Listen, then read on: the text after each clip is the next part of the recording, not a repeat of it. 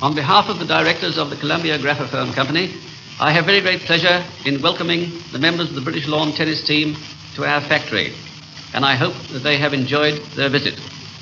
Speaking personally, as an old lawn tennis player and a member of the early Davis Cup teams, I feel sure that their trip to this country will give a big fillip to lawn tennis in Australia. I will now ask Mr. Sabelli, the manager of their team, to make a few remarks. A long tour like the one upon which we are now engaged necessitates a great deal of talking. Unfortunately, perhaps for myself, but probably more so for those who have to listen to me. Today, however, I am delighted to avail myself of the opportunity so kindly afforded to me by the Columbia Graphophone Company to say how much we have enjoyed our visit to Australia and how much we appreciate all the hospitality and kindness extended to us everywhere. We are now about halfway through our tour, and by the time we return home, we shall have covered over 30,000 miles. Dr. Gregory, the captain of the team. Here we are at the Columbia Graphophone Company.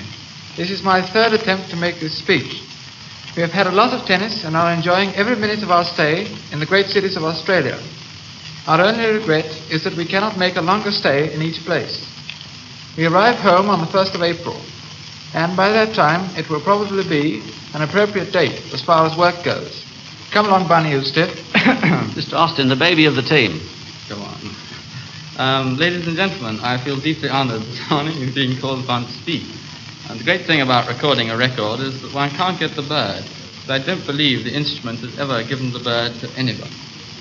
This is Australia on the 2nd day of January 1929. We have traveled pretty restrictively, and we found Brisbane very hot, and we found the harbour at Sydney Godot, and Melbourne was a bonza city, and Adelaide a cute little village.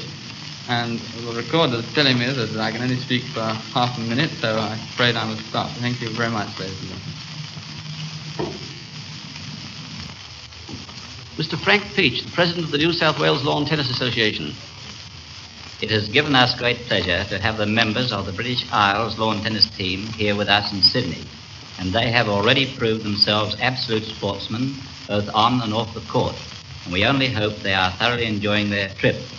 This inspection has been most interesting, and on behalf of the New South Wales Lawn Tennis Association, I wish to thank our old interstate player, Mr. Harry Parker, and the officers of the company who have entertained us so nicely this morning. Miss Marjorie Cox, the lady champion of Victoria. We have found the inspection of the factory most interesting, and we would like to thank the directors for giving us the opportunity of seeing records in the making. We are all very proud of our 1928 Australian women's team and hope that their tour abroad will lead to an interchange of visits and Australia's future inclusion in the Whiteman Cup. Mrs. Conway, a member of the ladies' lawn tennis team of 1925, to England. I very much appreciate this unique experience and would like to record my pride and pleasure in our Australian women's team of 1928, who have so successfully carried the banner of Australia on the playing fields of England and Europe and upheld the best sporting traditions of the British Empire.